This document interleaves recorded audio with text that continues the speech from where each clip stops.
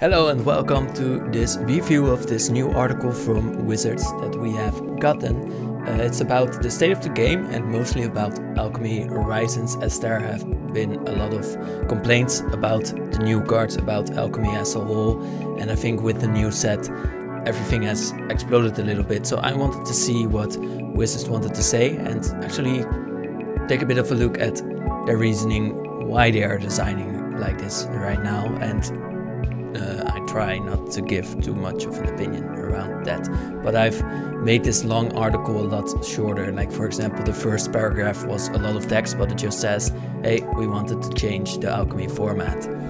It was a challenge to make a multiplayer format into an online one, which I can understand. They wanted to reuse the format and put it into Arena, but it is a Commander product. And that's difficult, but they did want to include it because they wanted to give cards to Historic Brawl mostly, and they still also put it into Draft. They still also put it into Standard. I don't know if that's true, but they put it in different formats as well.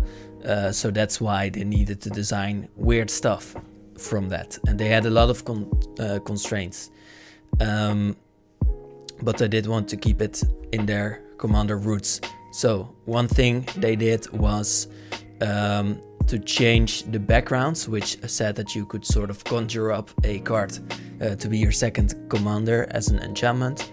And they wanted to turn it into the backgrounds for your commander. And the problem many people had with these are that there are now, instead of one card, there are 6 cards for one card. Well, actually you can play just 5, I guess. For example, if you want to have Jaheira as your commander, you will have to pick one of those 5 colors and you can play only that one. But if you put Jaheira into your 99, she will stay as the rightmost card, and then you will have to discard one other card, and depending on the color you discarded, you get one of those 5 cards. And in this case, she's not that different. Like, the card is not that different. What she always does is when she specializes, you get to destroy up to 1 target artifact or enchantment. And then you get something else. You gain 4 life, you get to put +1 counters on something, you get to scry, you get to give your next creature haste and +1 power. So it's not too different, and I think it doesn't really matter because of that per se, but it does add a lot of text to just one card, so it does make things more complicated. Second paragraph or like part chapter is about the fact that Arena is getting more and more formats. So they said they doubled their formats from 2 to 6 over just a few years. Side note, I think you can count each set as its own format as well, so there are even more sets because of that.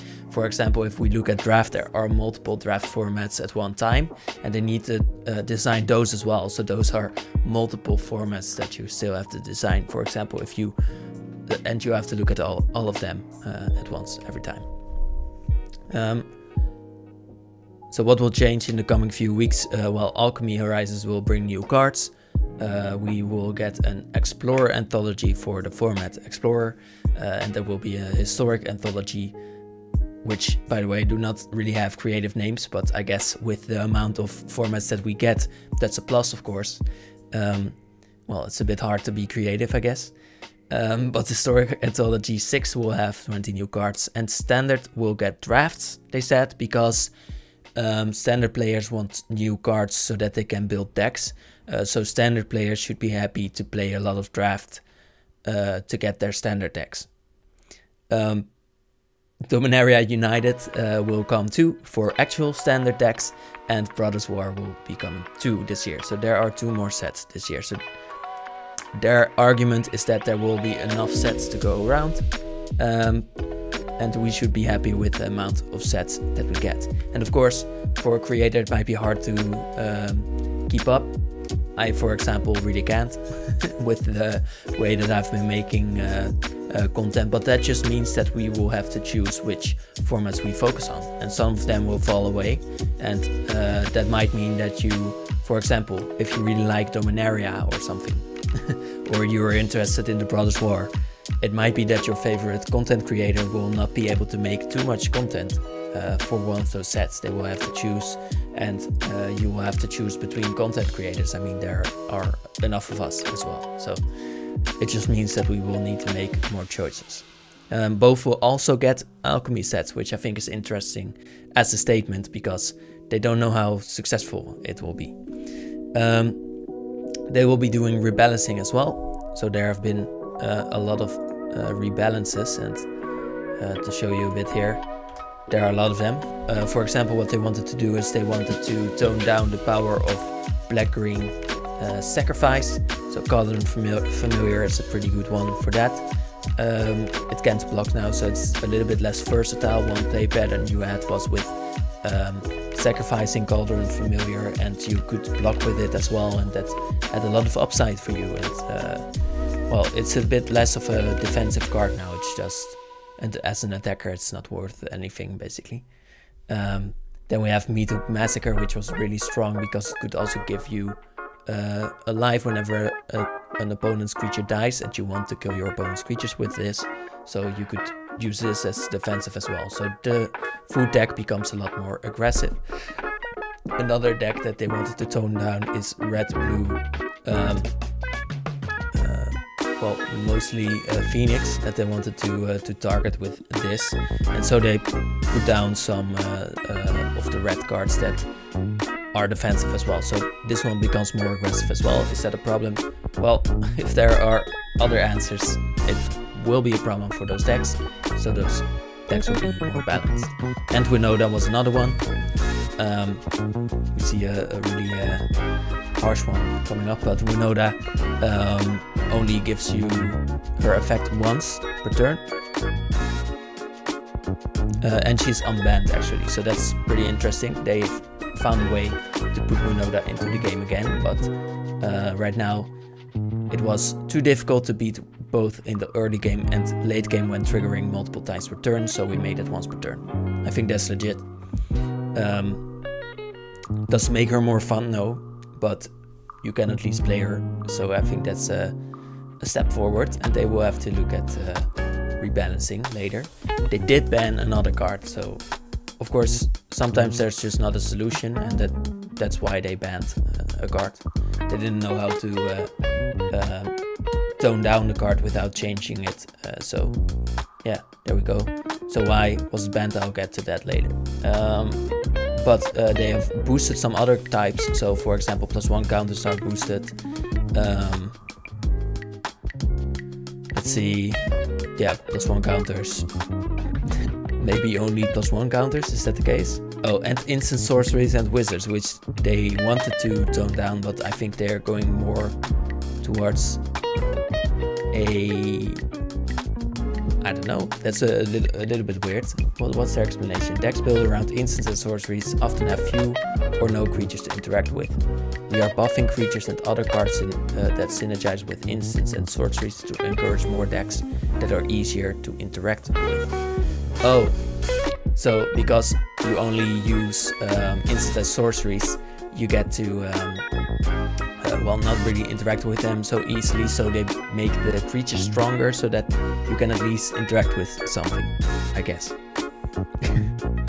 I think. But they still make the sorceries cheaper. No, I really don't understand the reasoning, to be honest. And some other changes, but I think those are not too important. So let's continue on. The balances are focused on, like I said, putting Arclight Phoenix down and food sacrifice decks down. That's the most important thing they wanted to do. And they banned Grinning Ignis because I thought their combo deck was not fun to play against. What is the combo deck? Well, Grinning Ignis is a creature, it doesn't really matter that they're just a 2/2 for 3 mana. The most important part is that you can return it to your hand and then replay it. And that's, you also get their mana cost back. So it costs 3, and then you need, and then you can return it for 1 mana, and then you get 3 mana back. So only for 1 mana extra, you could infinitely put in the Grinning Ignis. And how do you do that? Well, there's a card, Racketeer Boss, that gives your creature the ability to give you a treasure token whenever it enters. You can use that to play the Grinning Ignis again. Or Burgi, who gave you a mana right up. So in the same, for both of them, that means that you well, could play infinite creatures, and that's really powerful, of course. And it's a bit too easy for just a play pattern where you can almost always do this on turn 4. That's a bit insane. So they also changed some things for new players, and these are actually some good things, I think. They have been thinking about improving the economy, and they've really made steps on those feedback points that they got. So for new players, decks will feature cards from Midnight Hunt. Why? Because the players will have cards that stay legal in the next rotation, which will be in a few months. So I think that's a good thing. The new players will have cards they can actually play with, which wasn't the case before. So we go from a really bad place to a logical place, but they're taking steps, and I think that's a good thing. Then individual card rewards will get the same treatment, so you get one card sometimes when you play the quests, or when you play well, not for the quests, I think. No, never that. But whenever you play or win a few games, you can get individual card rewards, and they will only be from Midnight Hunt forwards because of the rotation. Quick Draft will get the same thing. I think this is a little bit dubious, because the previous drafts might be fun to some people. Like, we are now looking at the standard players, but there are a lot of players that just like drafting. Drafting is not something made for standard, or should not be something made for standard players who want to fill their decks. And right now, it's apparently the most eco-efficient way to do it. And that's how they view it. I think that's weird. You should be able to buy cards with your gold that you got in standard games, I think, or tournaments even. And that should be a good solution too. But right now, drafting is indeed the best way to get more cards. So I guess my tip for today is go learn draft, because they will be focusing on that as your main source of new cards. And that was it, the whole thing. I hope I made it apprehensible and fun. So have a nice day.